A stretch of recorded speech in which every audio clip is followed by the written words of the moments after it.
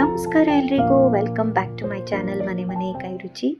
ಇವತ್ತಿನ ರೆಸಿಪಿ ಬಂದು ಅವರೆಬೇಳೆ ರಸಮ್. ಅವರೆಕಾಳು ಸೀಸನಲ್ಲಿ ಈ ರೀತಿ ಇದ್ಕಿದ ಬೇಳೆನ ಬಳಸಿ ರಸಮ್ ಮಾಡಿದ್ರೆ ತುಂಬ ಚೆನ್ನಾಗಿರುತ್ತೆ.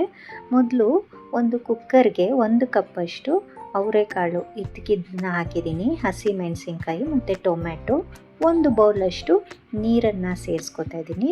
ಸ್ವಲ್ಪ ಉಪ್ಪು, ಸ್ವಲ್ಪ ಅರಿಶಿನ ಹಾಕಿ ಕುಕ್ಕರ್ ಮುಚ್ಚಳ ಮುಚ್ಚಿ 3ರಿಂದ 4 ವಿಜಿಲ್ ಕೂಗಿಸ್ಕೊಳ್ಳೋಣ. ಕುಕ್ಕರ್ ಕೂಗೋಷ್ಟರಲ್ಲಿ ಒಂದು ಮಿಕ್ಸಿ ಜಾರ್ಗೆ 2 ಮೆಣಸಿನ್ಕಾಯಿ, 1 ಗೆಡ್ಡೆ ಬೆಳ್ಳುಳ್ಳಿ, 1 ಇಂಚಷ್ಟು ಶುಂಠಿ, ಹಾಗೆಯೇ 1 ಟೊಮ್ಯಾಟೊನ ಹಾಕ್ಕೊಂಡು ಈ ರೀತಿ ತರಿಯಾಗಿ ರುಬ್ಕೋಬೇಕಾಗತ್ತೆ. ನೋಡಿ, ಇಷ್ಟಾದರೆ ಸಾಕು. ಈಗ ಇನ್ನೊಂದು ಮಿಕ್ಸಿ ಜಾರಲ್ಲಿ ನಾನು 1 ಸ್ಪೂನಷ್ಟು ಜೀರಿಗೆ, ಅರ್ಧ ಸ್ಪೂನಷ್ಟು ಮೆಣಸನ್ನು ಹಾಕಿ ತರಿಯಾಗಿ ಪುಡಿ ಮಾಡ್ಕೋತಾ ಇದ್ದೀನಿ. ಇದನ್ನು ಬೇಕಿದ್ರೆ ನೀವು ಪುಟಾಣಿಯಲ್ಲೂ ಹಾಕಿ ಕುಟ್ಟಿ ಪುಡಿ ಮಾಡ್ಕೋಬೋದಾಗುತ್ತೆ, ಅದೂ ಚೆನ್ನಾಗಿ ಬರುತ್ತೆ. ನೋಡಿ, ಈ ರೀತಿ ತರಿಯ ಪುಡಿ ಮಾಡ್ಕೊಂಡಿದ್ದೀನಿ. ಅಷ್ಟರಲ್ಲಿ ಅವರೆಬೇಳೆನೂ ಚೆನ್ನಾಗಿ ಬೆಂದಿದೆ. ಈಗ ಒಂದು ಸೌಟ್ ಸಹಾಯದಿಂದ ಇದನ್ನು ಚೆನ್ನಾಗಿ ಮ್ಯಾಶ್ ಮಾಡ್ಕೊಳ್ಳೋಣ. ತೀರಾ ಪೂರ್ತಿ ಮ್ಯಾಶ್ ಆಗೋದು ಬೇಡ, ಒಂದು 50% ಮ್ಯಾಶ್ ಮಾಡ್ಕೊಳ್ಳೋಣ. ಟೊಮ್ಯಾಟೊ ಮತ್ತು ಹಸಿ ಮೆಣಸಿನ್ಕಾಯಿ ಖಾರ ಎಲ್ಲ ಚೆನ್ನಾಗಿ ಈ ಕಟ್ಟಿಗೆ ಹಿಡಿಯೋ ರೀತಿ ಮ್ಯಾಶ್ ಮಾಡ್ಕೊಳ್ಬೇಕು. ಈಗ ಒಗ್ಗರಣೆಗೆ ಹಾಕ್ಕೊಳ್ಳೋಣ. ಒಂದು ಪಾತ್ರೆಗೆ 2 ಸ್ಪೂನಷ್ಟು ತುಪ್ಪ ಮತ್ತು ಕರಿಬೇವು, ಸಾಸಿವೆ ಮತ್ತು ಕೆಂಪುಮೆಣಸಿನ್ಕಾಯಿನ ಹಾಕ್ಕೋತಿದ್ದೀನಿ. ಆಗಲೇ ತರಿಯಾಗಿ ರುಬ್ಬಿಟ್ಕೊಂಡಂಥ ಹಸಿ ಮಸಾಲೆನ ಇದಕ್ಕೆ ಹಾಕೋಣ. ಒಂದು 2 ನಿಮಿಷ ಇದನ್ನು ತುಪ್ಪದಲ್ಲಿ ಫ್ರೈ ಮಾಡ್ಕೊಳ್ಳೋಣ. ಇದು ತೀರಾ ಜಾಸ್ತಿನೂ ಬಾಡಿಸ್ಬಾರ್ದು, ಅದು ಹಸಿ ಫ್ಲೇವರು ರಸಮ್ಗೆ ತುಂಬ ಚೆನ್ನಾಗಿರುತ್ತೆ. ನಾನಿಲ್ಲಿ ರಸಮ್ನ ಇವತ್ತು ಕಲ್ಲಿನ ಪಾತ್ರೆಯಲ್ಲಿ ಮಾಡ್ತಾಯಿದ್ದೀನಿ.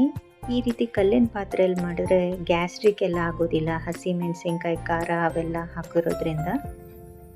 ಈಗ ಆಗಲೇ ಬೇಯಿಸಿ ಮ್ಯಾಶ್ ಮಾಡಿಟ್ಕೊಂಡಂಥ ಅವರೆಬೇಳೆನ ಈ ಮಸಾಲೆ ಒಟ್ಟಿಗೆ ಹಾಕಿ ಮಿಕ್ಸ್ ಮಾಡ್ಕೊಳ್ಳೋಣ. ರಸಮ್ ಆಗಿರೋದ್ರಿಂದ ಸ್ವಲ್ಪ ನೀರಾಗಿ ಮಾಡಿಕೊಂಡ್ರೆ ಚೆನ್ನಾಗಿರುತ್ತೆ. ಹಾಗಾಗಿ ಇನ್ನೂ 1 ಬೌಲಷ್ಟು ನೀರನ್ನು ಸೇರಿಸ್ಕೊತಾ ಇದ್ದೀನಿ. ಈಗ ಇದನ್ನೆಲ್ಲ ಚೆನ್ನಾಗಿ ಮಿಕ್ಸ್ ಮಾಡಿಕೊಂಡು ರುಚಿಗೆ ಎಷ್ಟು ಬೇಕೋ ಅಷ್ಟು ಉಪ್ಪನ್ನು ಹಾಕ್ಕೊಳ್ಳೋಣ.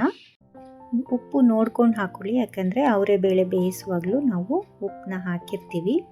ಈಗ 1 ಕಪ್ಪಷ್ಟು ಹುಣಸೆ ಹುಳಿ ಮತ್ತು ಸ್ವಲ್ಪ ಕೊತ್ತಂಬರಿ ಸೊಪ್ಪನ್ನು ಹಾಕಿ ಇದನ್ನು ಕುದಿಸ್ಕೊಳ್ಳೋಣ. ಒಂದು 5ರಿಂದ 10 ನಿಮಿಷ ಕುದ್ರೆ ಸಾಕು. ನೋಡಿ, ಈಗಿದು ಕುದೀತಾ ಬರ್ತಾ ಇದೆ. ಈ ರೀತಿ 1-2 ಕುದಿ ಬಂದ ಮೇಲೆ ನಾವು ಇದಕ್ಕೆ ಆಗಲೇ ಪುಡಿ ಮಾಡಿಟ್ಕೊಂಡಂಥ ಜೀರಿಗೆ ಮತ್ತು ಮೆಣಸಿನ ಪುಡಿನ ಸೇರಿಸ್ಕೋಬೇಕಾಗುತ್ತೆ. ಈ ಜೀರಿಗೆ ಮತ್ತು ಮೆಣಸಿನ ಪುಡಿ ಸೇರಿಸಿದ್ಮೇಲೆ ಹೆಚ್ಚಿಗೆ ಕುದಿಸ್ಬಾರ್ದು, ಸುಮ್ಮನೆ ಒಂದು ಸಲ ಮಿಕ್ಸ್ ಮಾಡಿಬಿಟ್ಟು 1 ಕುದಿ ಬಂದರೆ ಸಾಕು. ನೋಡಿ, ಇಷ್ಟಾದರೆ ಸಾಕಾಗಿದೆ. ಈಗ ರಸಮ್ ರೆಡಿ ಆಯಿತು. ಫೈನಲಾಗೆ ಮೇಲ್ಗಡೆ ಸ್ವಲ್ಪ ಕೊತ್ತಂಬರಿ ಸೊಪ್ಪನ್ನ ಉದುರಿಸ್ಬಿಟ್ರೆ ಈ ಚಳಿಗಾಲದಲ್ಲಿ ಈ ರೀತಿ ರಸಮ್ಮು ಬಿಸಿ ಬಿಸಿ ಅನ್ನದ ಜೊತೆ ತಿನ್ನೋಕ್ಕೆ ತುಂಬಾ ರುಚಿಯಾಗಿರುತ್ತೆ. ಅವರೆಬೇಳೆ ಸೀಸನ್ ಮುಗಿಯೋದ್ರೊಳಗಡೆ ಈ ರೀತಿ ಇದ್ಕಿದ ಬೇಳೆಯಲ್ಲಿ ರಸಮ್ ಅಂತೂ ಖಂಡಿತ ಟ್ರೈ ಮಾಡಬೇಕು. ಇದಂತೂ ಮಸ್ಟ್ ಟ್ರೈ ರೆಸಿಪಿ.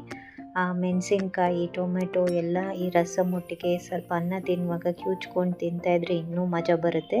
ಟ್ರೈ ಮಾಡಿ, ಹೇಗೆ ಬಂತು ಅಂತ ಖಂಡಿತ ಕಮೆಂಟ್ ಸೆಕ್ಷನಲ್ಲಿ ತಿಳಿಸಿ. ಹಾಗೆಯೇ ಈ ವಿಡಿಯೋ ನಿಮಗೇನಾದರೂ ಇಷ್ಟ ಆಗಿದ್ದಲ್ಲಿ ಪ್ಲೀಸ್ ಲೈಕ್ ಮಾಡಿ, ಶೇರ್ ಮಾಡಿ ಮತ್ತು ಸಬ್ಸ್ಕ್ರೈಬ್ ಮಾಡಿ ಅಂತ ಕೇಳ್ತಾ, see you in the next video. Happy cooking!